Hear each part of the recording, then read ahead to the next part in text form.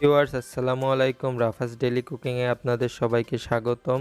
So viewers, আজ আমি আপনাদের দেখাবো আপনারা খুব সহজেই ঘরে বসে দুধে ভেজানো লাচ্ছা সেমাই কি করে তৈরি করবেন সেই রেসিপিটি আমি আজকে আপনাদের দেখাবো। তো চলুন দেখে আসা যাক আমাদের লাচ্ছা সেমাই রেসিপিটি।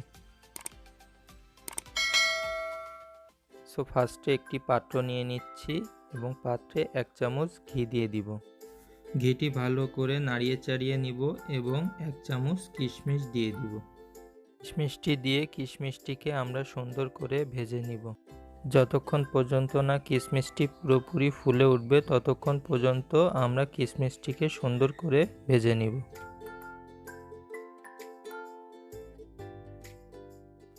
তো দেখতে পাচ্ছেন কিশমিশগুলি পুরোপুরি ফুলে উঠেছে। এখন আমরা এটি একটি পাত্রে উঠিয়ে রাখব।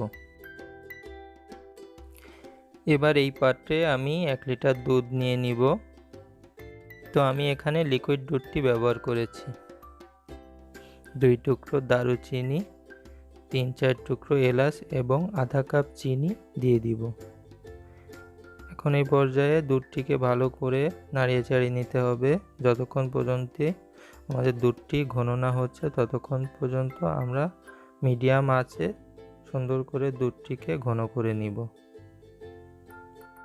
যেহেতু আমি লিকুইড দুধটি ব্যবহার করেছি এই জন্য 5 থেকে 7 মিনিট দুধটি সুন্দর করে জাল করে ঘন করে নিতে হবে। আপনারা চাইলে লিকুইড দুধের পাশাপাশি গুঁড়া দুধটিও ব্যবহার করতে পারেন। তো দেখতে পাচ্ছেন আমাদের দুধটি কিন্তু এখন হয়ে এসেছে।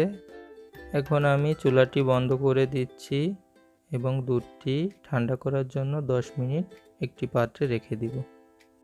ভিউয়ার্স, ফার্স্টে আমি একটি পাত্র নিয়ে নিচ্ছি এবং এই পাত্রের মধ্যে আমি 100 গ্রাম সেমাই নিয়ে নিব। এখন একটি চামচের সাহায্যে আমি সেমাইটি সুন্দর করে সেট করে নিই।